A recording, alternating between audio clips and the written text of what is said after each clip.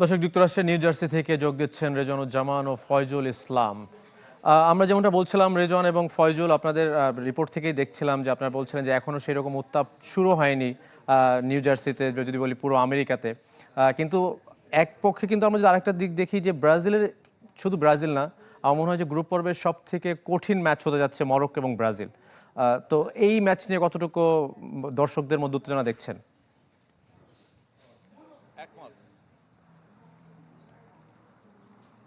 একমত মৃদুল, আপনার দর্শকদের পার্টে যাওয়ার বলে দিচ্ছে আমি যে দর্শকদের কথা আমরা বারবারই বলছি যে নিউ জার্সিতে আসলে দর্শকদের তেমন কোনো সমর্থন আমরা কিংবা উচ্ছ্বাস দেখিনি। ফাইজুল ঠিক কিনা আমাকে বলবেন।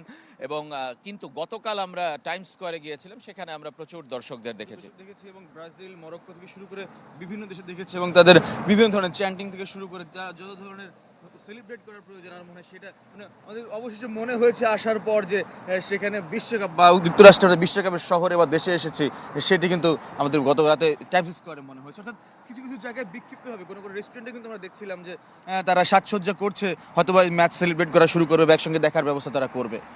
এটা হলো দর্শকদের পার্ট। আর ব্রাজিলের দল নিয়েও কিছু কথা বলার আছে মৃদুল, আপনার আগে কোনো প্রশ্ন থাকলে সেটা আমাকে করবেন, তারপরে আমরা ব্রাজিল দল নিয়ে কিছু কথা বলতে চাই।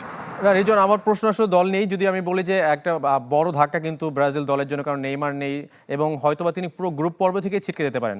সেই জায়গায় ইগোর থিয়াগোর উপর কতটা ভরসা রাখতে পারবে কার্লো আনচেলত্তি মনে হচ্ছে?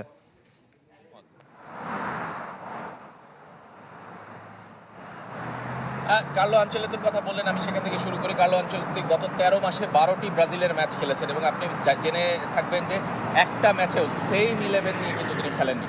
প্রত্যেকটা ম্যাচে 11-এ চেঞ্জ করেছেন এবং সেইখানে কিন্তু আসলে পরিবর্তন এসেছে এবং ফরমেশনে এবং কৌশলে সব জায়গাতে কিন্তু তিনি পরিবর্তন এনেছেন। সেই জায়গায় বলতে পারি যে আজকের ম্যাচেও সেটা থাকবে এবং বেশ কয়েকজন প্লেয়ার কিন্তু আসলে যে খেলেছেন এদের মধ্যে, সেটা ভিনিসিয়াস জুনিয়র, ম্যাথিউ কুনহা কিংবা দানিলো, কিংবা আমি বলছি যে এরা বেশিরভাগ ম্যাচ খেলেছেন কিন্তু সবগুলো ম্যাচ খেলেননি। সেই জায়গাটায় আমার কাছে মনে হয় যে ব্রাজিলের ক্ষেত্রে খুব বেশি যে সমস্যা হবে সেটা আমি মনে করি না। আবার রেজন, আমি বলতে চাই যে ব্রাজিলকে কিন্তু সাম্প্রতিক সময় নেইমারকে ছাড়া খেলে অভ্যস্ত হতে হচ্ছে, কারণ নেইমারের যে ইনজুরি ইস্যুগুলো লেগেই আছে বলতে হবে, কারণ কখনো তিনি ফিরছেন, কখনো আবার তিনি ইনজুরিতে পড়ছেন। সুতরাং এই জন্য ব্রাজিল টিমকে হয়তো বা কোচিং স্টাফরা কিন্তু সেভাবে নেইমারবিহীন কীভাবে একটা ছক কষা যায় সেটিতেও তারা অভ্যস্ত হয়ে উঠছেন। এবং সবচেয়ে বেশি ক্যাসেমিরো এই 12টা ম্যাচের মধ্যে 11টা ম্যাচে খেলেছেন, ব্রুনো ফার্নান্দেজ 10টা ম্যাচে খেলেছেন, ভিনিসিয়াস জুনিয়র, মার্কাস কুনিহা ওরাও কিন্তু খেলেছেন। মানে সুতরাং বলতেই হবে যে ব্রাজিলের স্কোয়াডে ভ্যারাইটিস আছে, অনেক প্লেয়ার আছে, সুতরাং সব মিলে একটা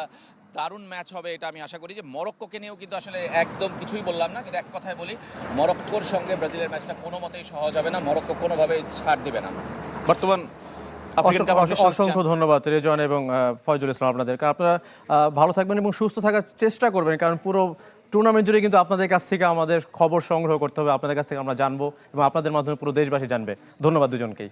Colgate Max Fresh আছে আইসি কুলিং ক্রিস্টালস, যা দেয় ম্যাক্সিমাম ফ্রেশনেস সহ Colgate Max Fresh।